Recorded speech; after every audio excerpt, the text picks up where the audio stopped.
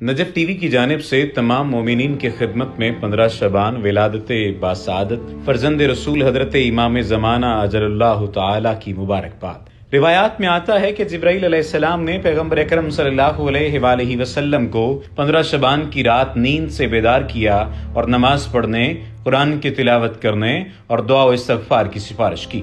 رسول اللہ صلی اللہ علیہ وآلہ وسلم اس شب خاص عبادات کا اہتمام کیا کرتے تھے۔ امام علی المرتضیٰ علیہ السلام اور امام جعفر صادق علیہ السلام نے بھی اس رات خاص اعمال کی انجام دہی کی سفارش کی ہے۔ متعدد احادیث میں 15 شعبان کے دن اور رات کی اہمیت اور فضیلت بیان ہوئی ہے، جن میں خدا کی خوشنودی، بخشش، رزق، روزی اور نیکی کے دروازوں کا کھلنا اور انسان کے رزق و روزی کی تقسیم اور موت کا مقرر ہونا نمایاں ہے۔ 15 شعبان کی رات کے خاص اعمال میں غسل کرنا، شب بیداری اور نماز، دعا اور استغفار میں مشغول رہنا، دعائے کمیل پڑھنا، زیارت امام حسین، سبحان اللہ، الحمدللہ، اللہ اکبر اور لا الہ الا اللہ جیسے اذکار کا 100 مرتبہ ورد کرنا اور نماز جعفر تیار پڑھنا شامل ہیں، جبکہ دن کے اعمال میں امام زمانہ کی زیارت اور امام زمانہ کے ظہور میں تعجیل کے لیے دعا کرنا سب سے اہم ہے۔ دراصل احادیث نبوی میں اس دن کی اہمیت کی اہم وجہ خدا کی آخری حجت حضرت امام مہدی علیہ السلام کی ولادت باسعادت ذکر ہوئی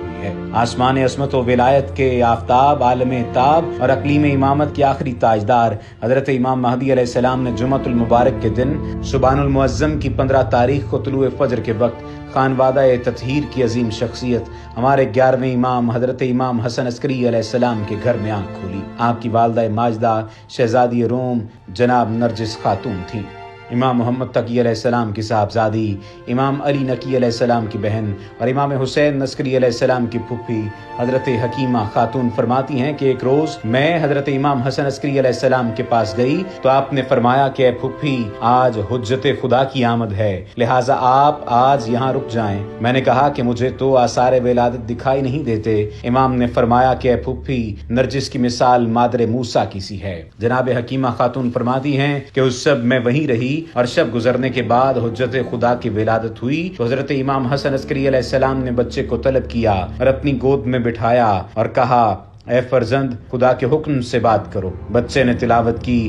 امام مہدی علیہ السلام 5 سال کی عمر میں امامت کے عظیم مرتبے پر فائز ہوئے، تمام انبیاء و ائمہ کی میراث کے وارث قرار پائے، علم و حکمت، عصمت و طہارت خدا کی جانب سے ملی اور دنیا کو عدل و انصاف سے بھرنے کی عظیم ذمہ داری بھی آپ ہی کے کاندھوں پر ہے۔ امام زمانہ کے مشہور القاب مہدی، بقیت اللہ، حجت اللہ، خلف الصالح، صاحب الامر، صاحب العصر والزمان، القائم، الباقی اور المنتظر ہیں۔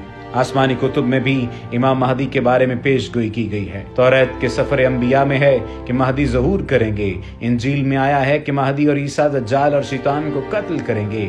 امام مہدی کے بارے میں حضرت رسول اکرم صلی اللہ علیہ وآلہ وسلم نے بھی بے شمار پیشین گوئیاں فرمائی ہیں اور وضاحت کی ہے کہ آپ حضرت صلی اللہ علیہ وآلہ وسلم کی عطرت اور حضرت فاطمہ الزہرا کی اولاد سے ہوں گے۔ آپ نے یہ بھی فرمایا ہے کہ امام مہدی علیہ السلام کا ظہور آخری زمانے میں ہوگا اور اللہ کے ایک انتہائی جلیل القدر بندے حضرت عیسیٰ مسیح علیہ السلام بھی ان کے پیچھے نماز پڑھیں گے۔ امام مہدی علیہ السلام رسول اللہ صلی اللہ علیہ وآلہ وسلم کے نائب کی حیثیت سے ظہور کریں گے۔ رسول اللہ صلی اللہ علیہ وآلہ وسلم کے ذریعے سے دین اسلام کا آغاز ہوا، اسی طرح امام مہدی علیہ السلام کے ذریعے سے دین اپنے عروج پر پہنچے گا۔ امام زمانہ کا تعارف کرواتے ہوئے رسول خدا نے فرمایا ہے کہ امام مہدی علیہ السلام کا نام میرے نام پر اور ان کی کنیت میری کنیت پر ہوگی۔ وہ جب ظہور کریں گے تو ساری دنیا کو عدل و انصاف سے اسی طرح پر کر دیں گے جس طرح وہ اس وقت ظلم و جور سے بھری ہوئی ہے۔ امام زمانہ کے بارے میں لکھی جانے والی کتابوں میں آپ کا حلیہ مبارک بھی رسول خدا صلی اللہ علیہ وآلہ وسلم کے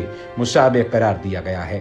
شیخ صدوق فرماتے ہیں کہ سرور کائنات صلی اللہ علیہ وآلہ وسلم کا ارشاد ہے کہ مہدی شکل و شباہت، خلق و خلق، شمائل و خصائل، اقوال و افعال میں میرے مشابہ ہوں گے۔